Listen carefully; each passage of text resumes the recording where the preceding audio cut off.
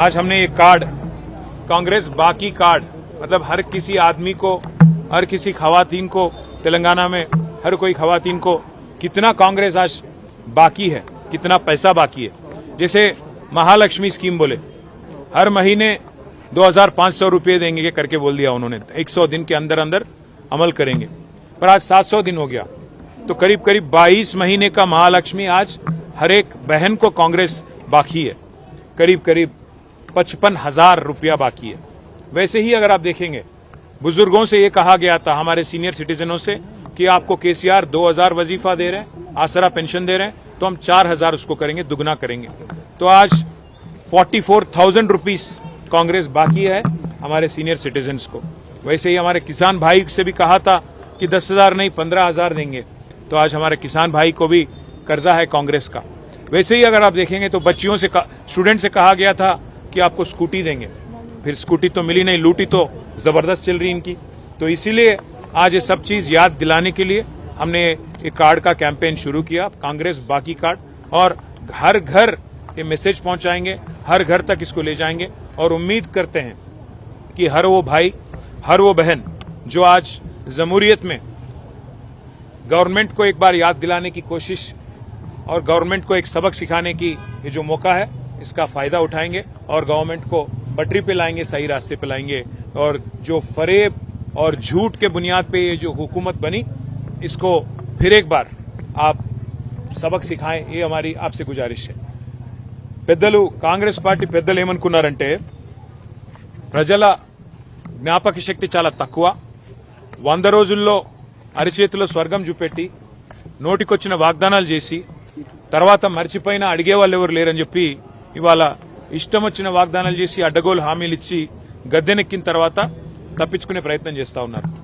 ప్రతి ఆడబిడ్డకి నెలకు 2,500 రూపాయలు ఇస్తామని చెప్పి మాట ఇచ్చి ఇవాళ 100 రోజుల్లోనే దాన్ని అమలు చేస్తామని గ్యారంటీ కార్డులు రాసిచ్చి ఇవాళ దొంగ మాటలు చెప్పి తప్పించుకునే ప్రయత్నం చేస్తున్న కాంగ్రెస్ పార్టీకి బుద్ధి చెప్పడానికే ఈ కాంగ్రెస్ బాకీ కార్డును రూపొందించాము, ఇంటింటికి తీసుకొని పోతా ఉన్నాం।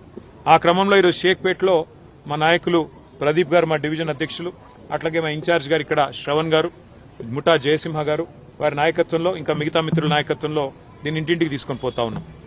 ఒక మహిళలకే కాదు, కాంగ్రెస్ పార్టీ అందరికీ ద్రోహం చేసింది। రైతులకు 15,000 రైతు బంధు అన్నారు, వాళ్ళతో మోసమే చేసినారు।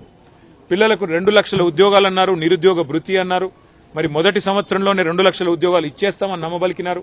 ఈ రోజు వరకు కనీసం 6-7 వేల ఉద్యోగాలు కూడా ఇవ్వలేదు। అందుకే ప్రతి వర్గాన్ని వంచిన కాంగ్రెస్ పార్టీని, వాళ్ళ మోసాన్ని ఎండగట్టడానికి జూబ్లీహిల్స్ ఉప ఎన్నిక ఒక మంచి అవకాశం। అందుకే ఈ బాకీ కార్డును ఇంటింటికి తీసుకొని పోతా ఉన్నాం। తెలుగులో, ఉర్దూలో, హిందీలో, ఇంగ్లీష్లో 4 భాషల్లో ఈ కార్డులని ఇంటింటికి పంపుతాం।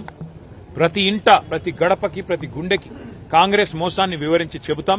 చెప్పి మరి జూబ్లీహిల్స్ ఎన్నికల్లో కానీ అట్లాగే స్థానిక సంస్థల ఎన్నికల్లో కానీ ఈ ప్రభుత్వానికి చెంపపెట్టు లాంటి సమాధానం ఇవ్వాలి అని చెప్పి ప్రజలను మేము అభ్యర్థిస్తా ఉన్నాం। ఎందుకంటే ఇప్పుడు గనక మీరు బుద్ధి చెప్పకపోతే రాబోయే 2 ఏళ్లు మళ్లీ దొరకరు మీకు।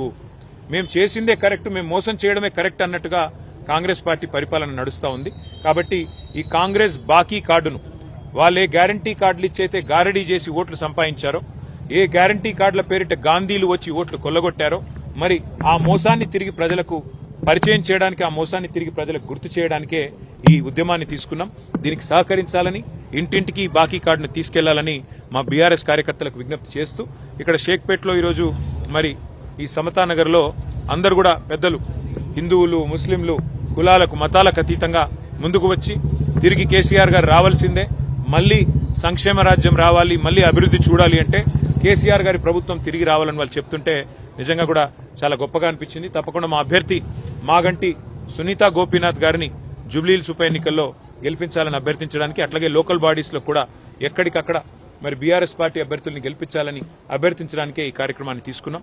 దయచేసి దీన్ని విజయవంతం చేయాల్సిందిగా మా కార్యకర్తలందరికీ కూడా విజ్ఞప్తి చేస్తూ, అట్లాగే ఇక్కడ ఉన్న పరిస్థితులు కూడా ఇప్పటిదాకా మిత్రులు చెప్తా ఉన్నారు। మరి ఇదివరకు కేసీఆర్ గారి ప్రభుత్వం ఉన్నప్పుడు మరి మున్సిపల్ మేనేజ్మెంట్ బాగుండేది, రోజు చెత్త కలెక్షన్ కానీ, ఇక్కడ డ్రైనేజీల వ్యవస్థ కానీ, ఇక్కడ రోడ్ల నిర్వహణ కానీ బాగుండేది। ఇప్పుడు అసలు గవర్నమెంటే లేదు, చాలా దారుణంగా ఉంది పరిస్థితి అని చెప్పి స్థానిక మహిళలు చెప్తా ఉన్నారు। అట్లాగే ఇదివరకు 2 రోజులకోసారి వచ్చే చెత్త కలెక్షన్ వాళ్ళు ఇప్పుడు 4 రోజులకు కూడా రావడం లేదని చెప్తున్నారు. కేసీఆర్ గారు ఉన్నప్పుడు ఇక్కడ ఇన్వర్టర్లు జనరేటర్లు అన్ని కూడా పక్కకు పెట్టారు. కానీ వాళ్ళ మళ్లీ తిరిగి జనరేటర్లు ఇన్వర్టర్లు కొనుక్కునే దుస్థితి వచ్చింది. మళ్లీ కరెంటు కోతలు ప్రారంభమైనాయని చెప్పి పెద్దలు చెప్తా ఉన్నారు. ఇవన్నింటి దృష్ట్యా తప్పకుండా ఈ బాకీ కార్డు ఉద్యమం ఒకవైపు, ఈ స్థానిక సంస్థల పర్యవేక్షణలో కూడా కాంగ్రెస్ ప్రభుత్వం ఏదైతే విఫలమైందో దాని విషయంలో కూడా మరి ప్రజలు బుద్ధి చెప్పే విధంగా ఆలోచించాలని చెప్పి కూడా కోరుతూ మీడియాకు కూడా హృదయపూర్వకంగా